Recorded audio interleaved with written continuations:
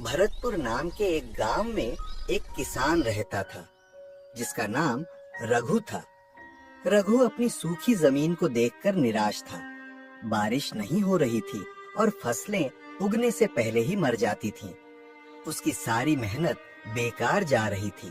भगवान, मैं और कितनी बार हार मानूं? क्या मेरी जमीन फिर से हरी भरी नहीं होगी? मेरी फसल अब पहले के जैसी हरी भरी क्यों नहीं होती है? न जाने किसकी नजर लग गई है मेरे खेतों को। नजर तो मेरी किस्मत को लग गई है जो शादी करके तुम्हारे घर आई हो।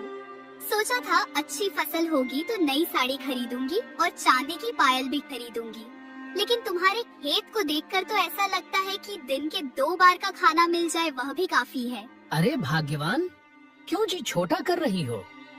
भगवान ने हमें 2 हाथ क्यों दिए हैं? मेहनत करने के लिए ना।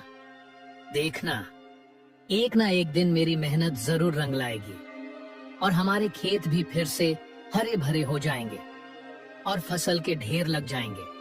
देखते रहो ऐसे सपने, हकीकत में तो अनाज के ढेर नहीं लगेंगे। शायद सपनों में ही राजा बन जाओ।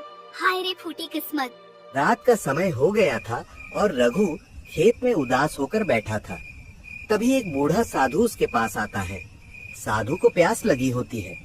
वह रघु के पास आता है और पीने के लिए पानी मांगता है। बेटे, क्या पीने के लिए थोड़ा पानी मिल सकता है? बड़ी प्यास लगी है। आइए महाराज, कुएं में पानी तो बहुत है, लेकिन शायद अनाज मिल भी पाएगा या नहीं। लीजिए, पानी पीजिए। बहुत ज्यादा प्यास लगने की वजह से साधु पानी पी लेते हैं। थोड़ी देर बाद साधु रघु से पूछते हैं, बेटा, क्यों इतनी उदासी? क्या तुम अपनी जमीन को सोने जैसा फलता फूलता देखना चाहते हो? तो लो ये नक्शा। रघु के मन में डर और उत्सुकता का मिश्रण था, लेकिन उसने फैसला किया कि वह इस चुनौती को स्वीकार करेगा। रघु ने अपनी यात्रा शुरू की। जंगल में खतरों का सामना करते हुए उसकी हिम्मत बार बार टूटने को हुई, लेकिन वह हर मुश्किल से लड़ा। रघु एक नदी पार करने की कोशिश करता है। तभी एक भालू उसके सामने आ जाता है। तुम कौन हो और यहाँ क्यों आए हो? मैं अपनी जमीन को बचाने के लिए स्वर्ण बीज की खोज में हूँ। मुझे रोकना मत। रघु का साहस देखकर भालू ने उसे जाने दिया।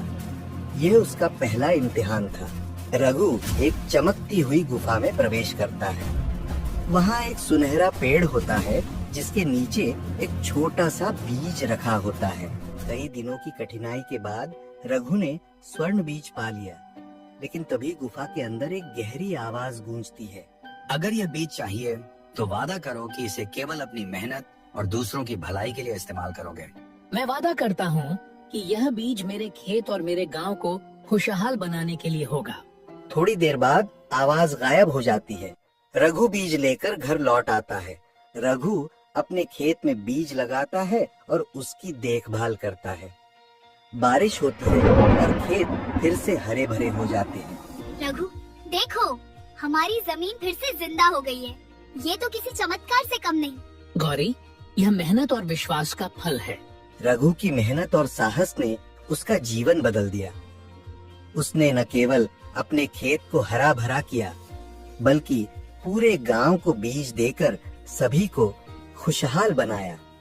रघु की यह कहानी बताती है कि सच्चा चमत्कार हमारी मेहनत और विश्वास में छुपा होता है।